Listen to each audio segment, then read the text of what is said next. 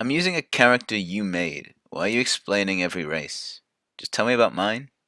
So, backgrounds. Who exactly are you? Most of your characters' personality traits, bonds, ideals, and flaws are shaped by the experiences they've had leading up to the point at which they start their adventure. After selecting a race, this is the next aspect of your character you should consider. How were you raised? What role did your parents play in your upbringing? Have you met great adversities, or is your journey inspired by the romance of exploration? You want to know the main details of your character's background and map out their general backstory so you can understand how this has played into who they are now. That actually sounds pretty cool. Yes, and there's more to it than just the self-satisfaction you get from building your edgy isekai protagonist. You don't say. My favorite unused D&D mechanic. Inspiration. It's a system that allows the dungeon master to reward players for effectively role-playing and bringing their characters to life. More so when their better judgment begs they do otherwise. Scenario. You're faced with a dozen giants and each of them has strength far surpassing your own. What do you do? I'm not just gonna sit around and get whacked by a giant. I'm gonna tuck tail and book it. Ding ding ding, that's what any sane person would do, but that's why it's usually wrong. You know that you're outmatched, but does your character Thor know that? Thor! Wait, wasn't I on a boat? Shh! Thor is the strongest man alive. Not in reality, but in his mind. He lives for battle, he's sworn to take on and defeat all challengers. He will stand, fight, and make sure everyone else knows he's the strongest too.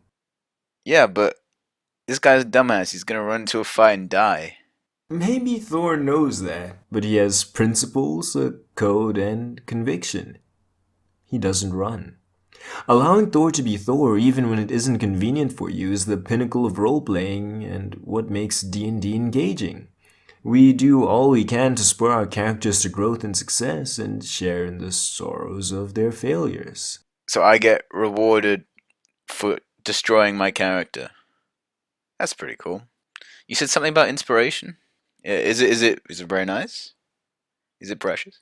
Yes, it's a tiny drop of plot armor that allows you to make an attack roll, saving throw, or ability check at advantage. Sounds like it does fuck all.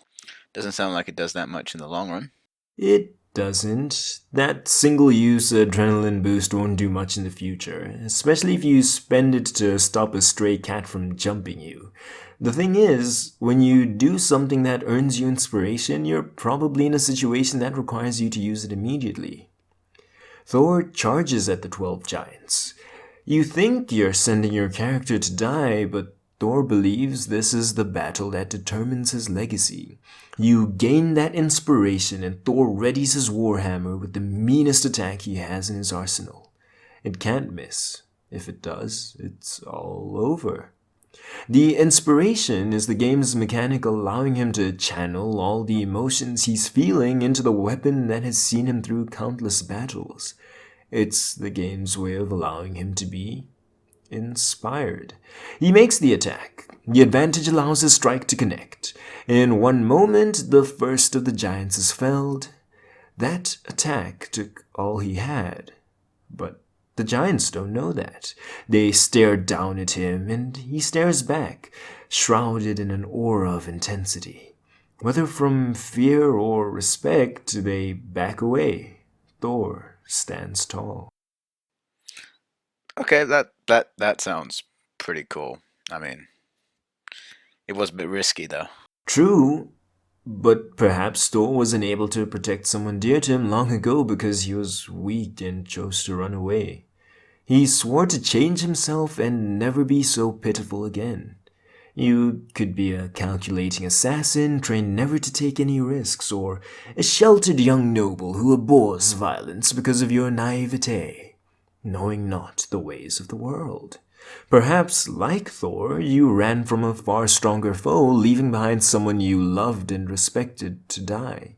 But instead of changing yourself, became upset with the fools who take on pointless battles against insurmountable odds. Your character has reasons for their way of life, whatever they may be. Knowing, appreciating, and accepting these is how you let them truly become a real person and is the purest approach to D&D.